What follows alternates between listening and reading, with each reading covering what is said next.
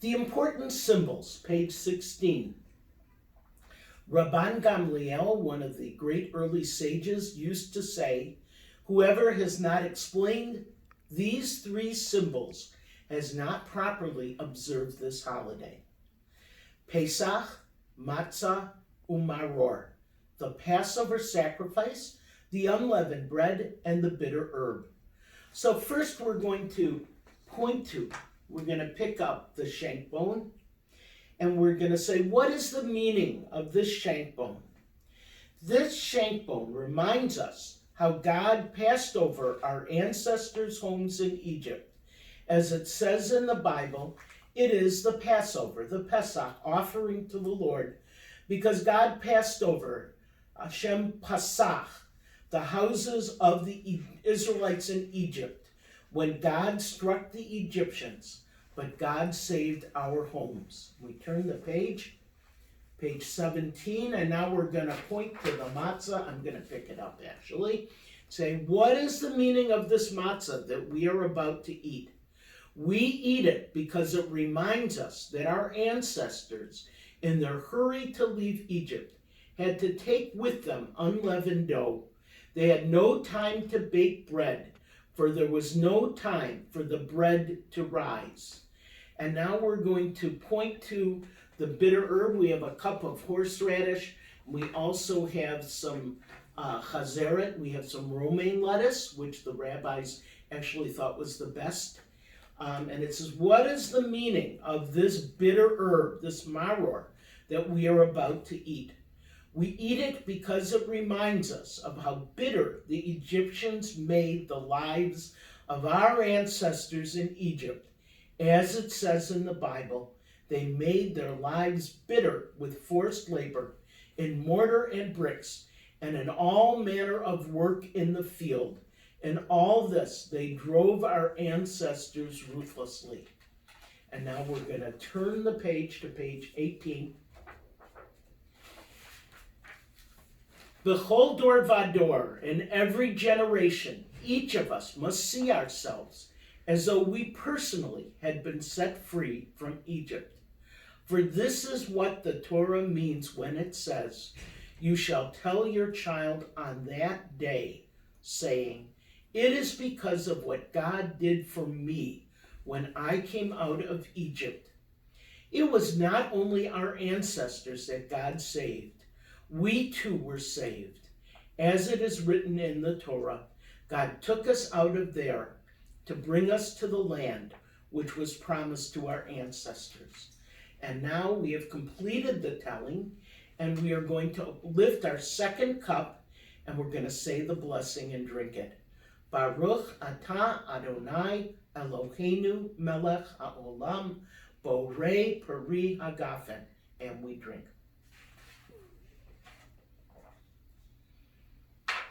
Now we're going to turn to page 19, and we're ready to eat the matzah. If you want to, usually we wash at this point. If you want to purell your hands, that's not a bad thing.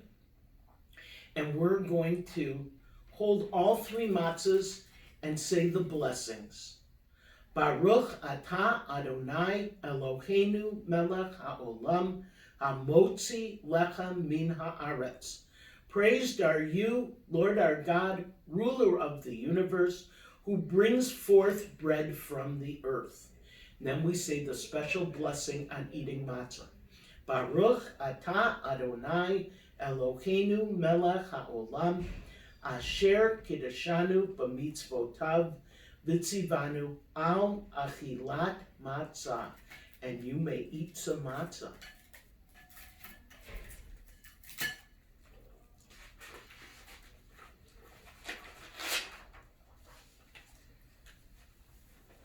And now we continue on page 20 with Marwar. So we're going to take a piece of romaine lettuce, or you can take a piece of matzah and put some horseradish on it. And we're going to dip this in the charoset, right? The brown mixture with the apples and nuts. And we say, Baruch atah Adonai Eloheinu melech haolam Asher Kedeshanu B'mitzvotav V'tzivanu Al Achilat Marwar. Praised are you, Lord our God, ruler of the universe, who has made us holy through the commandments and has commanded us to eat the bitter herb.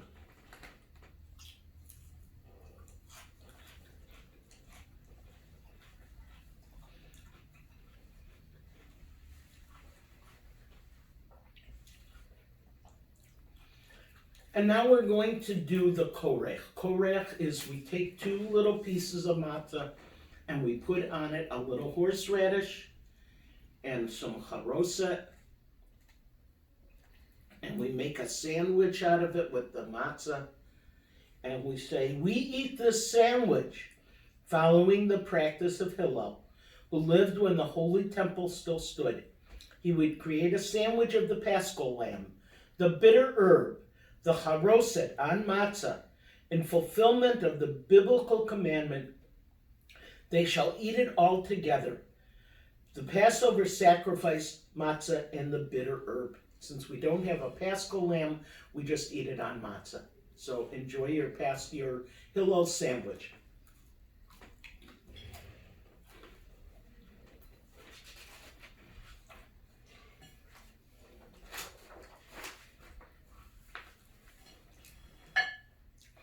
On page 21, there's room to eat a meal, but we are going to skip that so that you can eat your meal at the end of this. And if you look right underneath where it says Shohana Ray, it says that we will eat the Afikomen. So we found the Afikomen underneath the plate, and you should take a piece of your Afikomen and eat that.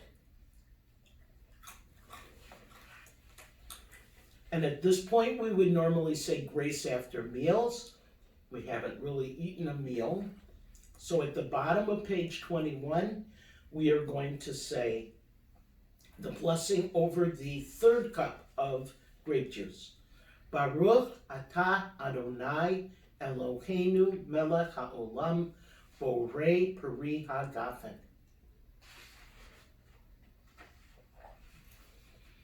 So in the middle of our table here, we have a cup for Elijah. And normally at this point, we would open the door for Elijah, and we would say, someday the prophet Elijah will return to earth to lead the way to an age of peace. Until then, he remains a spirit of hope and redemption, especially in times of trouble. We welcome him with this song. And I'm going to go open the door and I'll sing the song, and I'm hoping that I'll still be audible.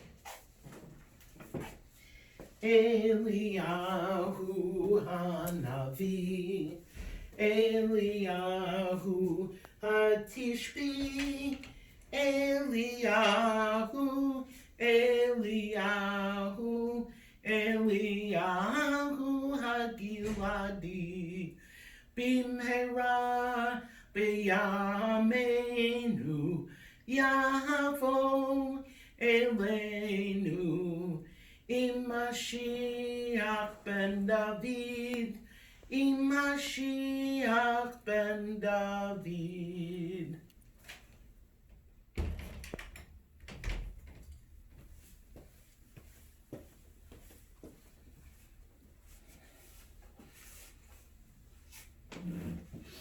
And now we are ready for the 4th cup of wine at the bottom of page 22, and we say, Baruch atah Adonai Eloheinu melech haolam borei peri hagafen, and we drink. And on page 23, the next page, we are ready to conclude our Seder. And we say, in hopes for next year, Lashana Haba'ah B'Yerushalayim, next year in Jerusalem. L'shana haba b'Yerushalayim, l'shana haba b'Yerushalayim, l'shana haba b'Yerushalayim, l'shana haba Birushalayim habenuya. To all of you, a good Yontif, a Chag Sameach, and we'll hope for L'Shana Haba Birushalayim next year. May we have a good year where we can all celebrate together. Thank you.